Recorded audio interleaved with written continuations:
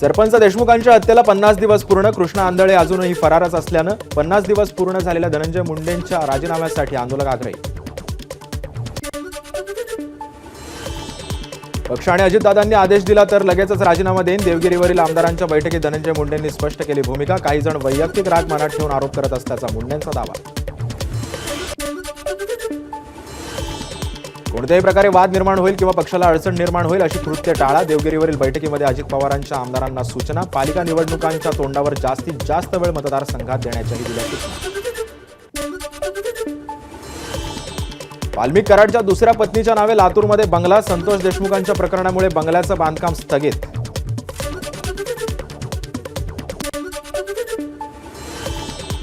नैतिकतेच्या मुद्द्यावर धनंजय मुंडेंचा राजीनामा घ्यावा. सुप्रिया सुळेंकडून पुन्हा एकदा मागणी. त्यावर तुमच्या काळात किती राजीनामे झाले? बावनकुळेंचा सवाल.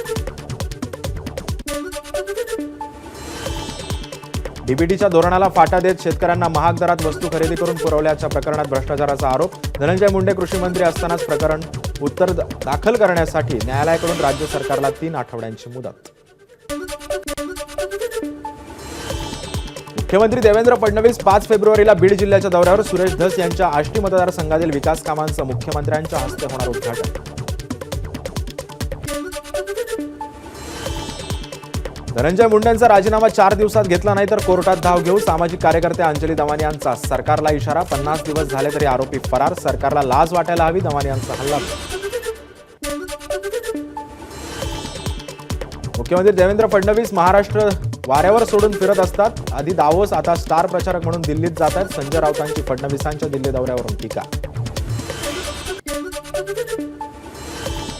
मनोज जरांगेंच्या उपोषणाचा आजचा 5वा दिवस. कालपासून धनंजय देशमुख कुटुंबीय आंदोलनात सहभागी. अद्याप सरकारकडून आंदोलनाची कोणतीही दखल नाही.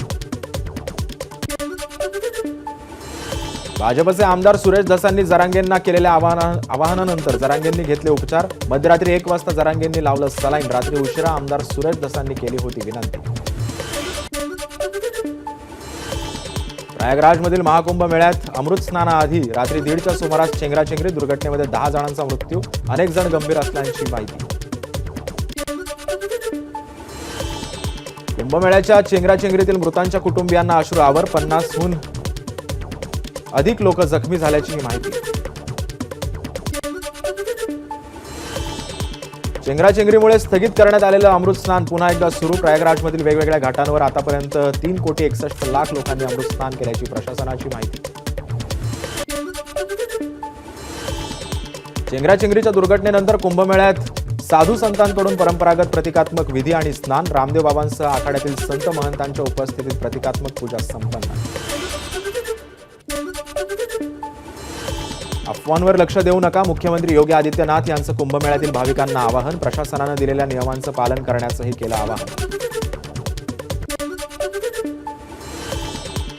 चेंगराचेंगरी प्रकरणाबाबत उच्चस्तरीय बैठका. आखाड्याच्या वरिष्ठ महंतांशी चर्चा सुरू असल्याची योगींची माहिती. कुंभमेळ्यातील चेंगराचेंगरीच्या घटनेनंतर मोदींची उत्तर प्रदेशचे मुख्यमंत्री योगी आदित्यनाथ यांची 3ऱ्यांदा फोनवरून चर्चा. मोदींकडून संपूर्ण परिस्थितीचा आढावा. जखमींना सर्वतोपरी मदत करण्याच्या दिल्या सूचना. चेंगराचेंगरीच्या घटनेनंतर केंद्रीय गृहमंत्री अमित शहांचा योगी आदित्यनाथ यांच्याशी फोनवरून संवाद. संपूर्ण घटनेची घेतली माहिती. केंद्राकडून माहितीबाबत चर्चा झाल्याची दिली माहिती.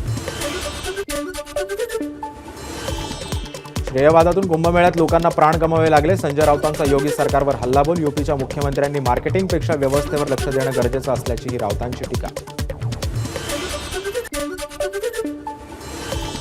कुंभमेळ्यासाठी 10,000 कोटींचा निधी मंजूर झाला. प्रत्यक्षात मात्र तितका खर्च झाल्याचं दिसत नसल्याचा राऊतांचा आरोप. 10,000 कोटींचा निधी कोणत्या प्रवाहात वाहून गेला? राऊतांचा सवाल.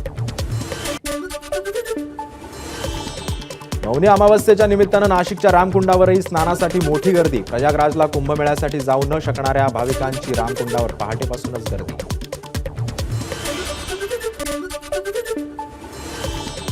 पालघरचे पालकमंत्री गणेश नाईक घेणार ठाण्यात जनता दरबार. जनतेच्या प्रेमाखातर गडकरी रंगायतांमध्ये जनता दरबार भरवणार. ठाणे जिल्ह्यात शिवसेनेला आव्हान देण्याची तयारी भाजपनं केली आहे का, असा राजकीय वर्तुळात सवाल. ठाणे जिल्हा कायम शिवसेनेचा बालेकिल्ला. गणेश नाईकांना मात्र मंत्री शंभूराज देसाईंचं उत्तर. गणेश नाईकांना त्यांचा पक्ष ठाण्यात वाढवायचा असेल तर ते वाढवू शकतात. शंभूराज देसाईंची टोलेबाजी. महायुतीमध्ये मिठाचा खडा टाकण्याचा कुणीही प्रयत्न करू नये. गणेश नाईकांच्या जनता दरबार. शिवसेनेचे खासदार नरेश मस्केंची प्रतिक्रिया. तर आम्ही पालघरमध्ये सुद्धा जनता दरबार घेऊ, मस्केंचा इशारा. नाईकांच्या ठाण्यातील जनता दरबाराचं चंद्रशेखर बावनकुळेंकडून समर्थन. मंत्री जिल्ह्याचा नाही तर राज्याचा असतो, त्यामुळे कोणीही मंत्री कोणत्याही जिल्ह्याचा दरबार भरू शकतो, बावनकुळेंचं वक्तव्य. सुनील तटकरेंबद्दल कोणतंही वक्तव्य करू नका, अन्यथा आम्हाला वेगळी पावलं उचलावी लागतील. पालघरच्या राष्ट्रवादीचे उपाध्यक्ष विशाल मोहोड यांचा इशारा. एबीपी माझा, उघडा डोळे बघा नीट.